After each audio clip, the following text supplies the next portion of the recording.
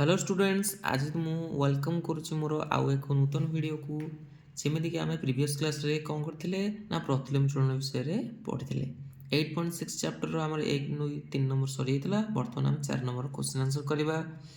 देख 4 नंबर कौ क्वेश्चन कौन देती ना घर बाहरी घंटा को 40 किलोमीटर बेगर स्कूटर चलाई धलाब ऑफिस रे 2 घंटा आउ 30 मिनट पहुँचते हाफ ए घंटा बुझीपार ना 1/2 मीन्स 30 मिनट आपको अपकृत कर काम कर 2 घंटार अफिस पहुँचाक केते स्पीड्रे गाड़ी चलैया पड़ो बेग पचार ठीक अच्छे ताल प्रतिलोम चलन हम जानूँ गाड़ी कथा उठला मैंने प्रतिलोम चलन जो न जानी पड़े कहीदे देख प्रथम से कले कि 40 किलोमीटर जाकू लगुच 2.1/2 घंटा है आपको अपकृत कर दिया 2 × 4 = 5/2 घंटा समय लगुच नॉर्मल जब आम कह 2 घंटा 30 मिनट ठीक अच्छे धलाबू को 40 किलोमीटर जाक लगुच के 2 घंटा 30 मिनट है ताल से कहला जे से जो 2 घंटा 30 मिनट लगुच से समय कमे से 2 घंटा करेंगे केमी करेंगे तुम गोटे जगार पहुँचा तुम लगुच 2.5 घंटा ठीक अच्छे तुम से जगह 2 घंटे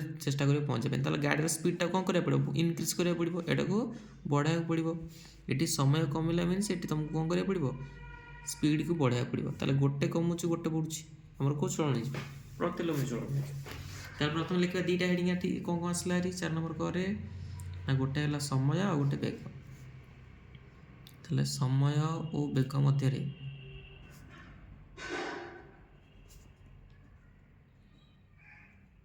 प्रतिलोम चलन रही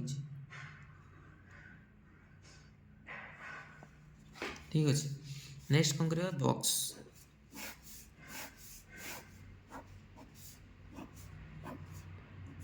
लिखा समय झाड़ू को आम एक्स नवा तापरे बेग ताको आम वाई नवा x1 x2 y1 y2 ठीक अच्छे प्रथम देख आमर समय केते होतला ना 2.1/2 जोटा को आम मिश्र को अपकृत कर 5/2 घंटा 40 किलोमीटर गले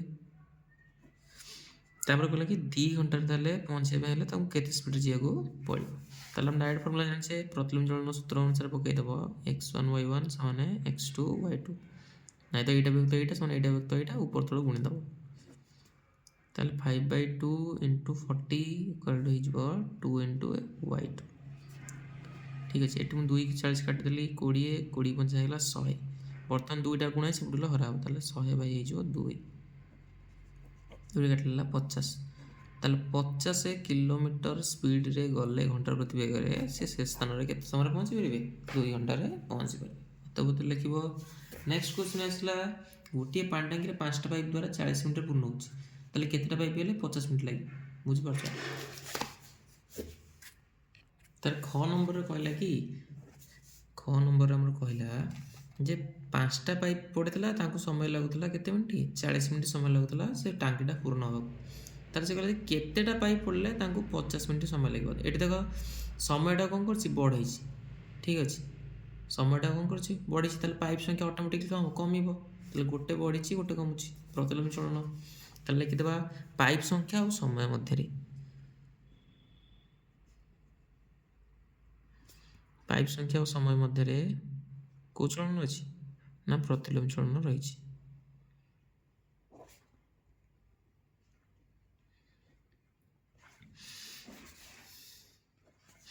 नेक्स्ट हूँ आम बॉक्स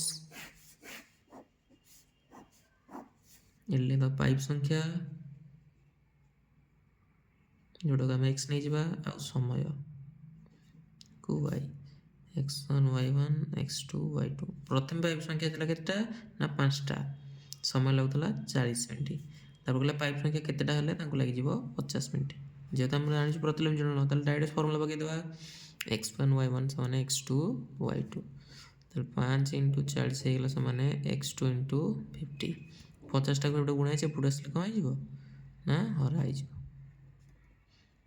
गोटसन गोटसन गोटे ये 5 5 भी गोटे है रहा 4 ताले आमर केतेटा पाइप पड़े आमर 50 मिनट लगे ना 4टा पाइप पड़े ठीक अच्छे नेक्स्ट क्वेश्चन देखा ग नंबर आसला कौन ना तुम श्रेणी में दौड़ प्रतियोगित 24 जन पिला अंशग्रहण करते प्रत्येक को 7टा लेखाएं बिस्कुट मिलता କିନ୍ତୁ କ'ଣ ହେଲା ନା ମାତ୍ର ଆଉ 4 ଜଣ ଆଡ଼୍ ହେଇଗଲେ ପୁଣି ପିଲା 24 ଜଣ ଥିଲେ ପୁଣି ଆଉ 4 ଜଣ ଆଡ଼୍ ହେଲା ମିନ୍ସ 28 ଜଣ ହେଇଗଲେ। ତାହେଲେ ମୁଣ୍ଡ ପିଛା କେତେଟା ବିସ୍କୁଟ୍ ପଡ଼ିବ କମିଯିବ। ଠିକ୍ ଅଛି, ପିଲା ବଢ଼ିଲେ ଏଠି ବିସ୍କୁଟ୍ ସଂଖ୍ୟା କମିଲା, ପ୍ରତିଲୋମ ଚଳନ ହେଇଗଲା। ତ ଡାଇରେକ୍ଟ ଲେଖିଦେବା କ'ଣ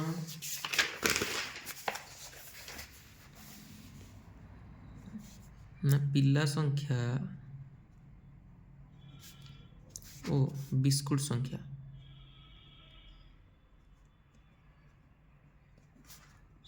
ମଧ୍ୟରେ କେଉଁ ଚଳନ ରହିଛି ନା ପ୍ରତିଲୋମ ଚଳନ ରହିଛି।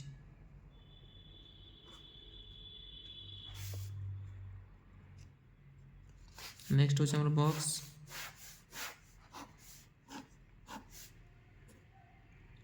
ପିଲା ସଂଖ୍ୟାକୁ x ନେଇଯିବା ଆଉ ବିସ୍କୁଟ୍ ସଂଖ୍ୟାକୁ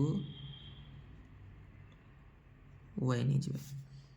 x1 y1 x2 y2। ପ୍ରଥମେ ପିଲା କେତେ ଥିଲେ ନା 24 ଜଣ, ମୁଣ୍ଡ ପିଛା ପଡ଼ିଥିଲା 7ଟା। ତାପରେ କହିଲେ 4 ଜଣ ଅଧିକ ଯୋଗ ଦେଲେ ମିନ୍ସ 24ରେ 4 ମିଶିଗଲା, କେତେ ଜଣ ହେଇଗଲେ ନା 28 ଜଣ ହେଇଗଲେ। ତାହେଲେ ମୁଣ୍ଡ ପିଛା କେତେଟା ପଡ଼ିବ କମିବ। ପ୍ରତିଲୋମ ଚଳନ ସୂତ୍ର ଅନୁସାରେ ପକାଇଦେବା x1 y1 ସମାନେ x2 y2। ତାହେଲେ 24 ଗୁଣନ ହେଇଗଲା 7 ସମାନେ 28 ଗୁଣନ y2। 28ଟା ସେପଟେ ଗୁଣା ହେଇଛି, ଏପଟେ ଆସିଲେ କ'ଣ ହେଇଯିବ ହରା ହେଇଯିବ।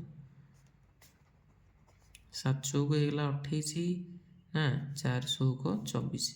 ତାହେଲେ ଆମର y2 କେତେ ହେଇଗଲା ନା 6ଟା। ତାହେଲେ ମୁଣ୍ଡ ପିଛା କେତେ ଲେଖା ପଡ଼ିବ ନା 6ଟା ଲେଖା ପଡ଼ିବ ଯଦି 28 ଜଣ ପିଲା ହେବେ। ନେକ୍ସଟ ଆସିଲା ଆମର ଗୋଟିଏ ଡିଏସ୍ଏଲ୍ ଡବାରେ 48ଟି କାଠି ରଖିଲେ ସମୁଦାୟ କାଠି ରଖିବା ପାଇଁ 56 ଡବା ଦରକାର।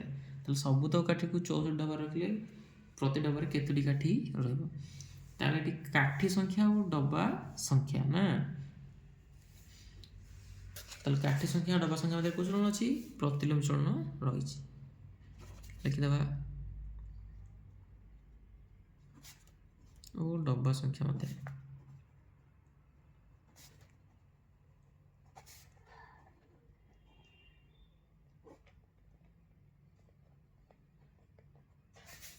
ନେକ୍ସଟ ଆମର ବକ୍ସ। କାଠି ସଂଖ୍ୟାକୁ ଆମେ x ନେଇଯିବା ଆଉ ଡବା ସଂଖ୍ୟାକୁ y ନେଇଯିବା। x1 y1 x2 y2। ପ୍ରଥମେ ଦେଖ କାଠି ସଂଖ୍ୟା କେତେଟା ଥିଲା ନା 48ଟି କାଠି ରଖିବା ପାଇଁ 56ଟା ଡବା। 48ଟା କାଠି ଥିଲା, 56ଟା ଡବା ଥିଲା। ନେକ୍ସଟ କହିଲା ତାହେଲେ ସବୁତକ କାଠିକୁ 64ଟି ଡବାରେ ରଖିଲେ, ତାହେଲେ 64ଟା ଡବା ସଂଖ୍ୟା ଦେଇଦେଇଛି। ଠିକ୍ ଅଛି, ତାହେଲେ କେତେଟା କାଠି ଧରିବ ତାହେଲେ ଲେଖିବା ପ୍ରତିଲୋମ ଚଳନ ସୂତ୍ର ଅନୁସାରେ x1 y1। ଏଠି କ'ଣ ହେଉଛି ନା ଦେଖ ସେ କହିଲା ଯେ ଗୋଟେ ଡବାରେ 48ଟା କାଠି ରହୁଛି। ଠିକ୍ ଅଛି, ତାହେଲେ ଯେତେ ସବୁ ସେ କମ୍ପାନୀ ଆମର ହେଇଥିବ ମନେକର କହୁଛୁ ମାନେ ଫର ଏକ୍ଜାମ୍ପଲ୍ ତୁମେ ଯଦି ନେବ ତାହେଲେ ଯଦି ଯେତେ କାଠି ହେଇଥିବ ଯଦି ତାକୁ ରଖିବା ପାଇଁ ତୁମର 56 ଡବା ଦରକାର ହେଉଛି। ବୁଝିପାରୁଛ, ଗୋଟେ ଡବାରେ ରହୁଛି 48, ସବୁତକ ରଖିବା ଲାଗୁଛି 56ଟା। ବୁଝିପାରୁଛ, ଯଦି ଏଇ ସବୁତକ କାଠିକୁ ମୁଁ ଚାହିଁବି ଯେ ହେଲା ଯେତେକ 56ଟା ଡବାର ଧରୁଥିଲା ସେଇତକ ମୁଁ ଚାହିଁବି ଯେ 64ଟା ଡବାରେ ଧରୁ ବୋଲି, ତାହେଲେ ଆମର ଗୋଟେ ଡିଏସ୍ଏଲ୍ ଯେତିକି ରହୁଥିଲା ସେଇଟା ପରିମାଣଟା କମିଯିବ ନା ନାହିଁ। ହେଲା ଏଠି ଡବା ସଂଖ୍ୟା ବଢ଼ିଲେ ଗୋଟେ ଡିଏସ୍ଏଲ୍ ଯେତିକି ରହୁଥିଲା କାଠି ସେ କାଠି ସଂଖ୍ୟା ମଧ୍ୟ କ'ଣ ହେଇଯିବ କମିଯିବ। ବୁଝିପାରୁଛ, ସେଥିପାଇଁ ଆମର କ'ଣ ହେଲା ପ୍ରତିଲୋମ ଚଳନ ହେଲା। ତାହେଲେ x1 y1 ସମାନ ହେଇଗଲା x2 y2। ତାହେଲେ 48 ଗୁଣନ 56 ସମାନ ହେଇଗଲା x2 × 64। 64ଟା ଏପଟେ ଆସି କ'ଣ ହେଇଯିବ ହରା ହେଇଯିବ। ଠିକ୍ ଅଛି, ତାହେଲେ 2 କାଟିଦିଅ, 2 କାଟିଲେ 2 3 କି 2 କାଟିଲେ 32, ପୁଣି 2 କାଟିଦିଅ, 2 କାଟିଲେ 16, 2 କାଟିଲେ 24, 4 ଚଉକୁ 4 ଷୋହକ। ହଁ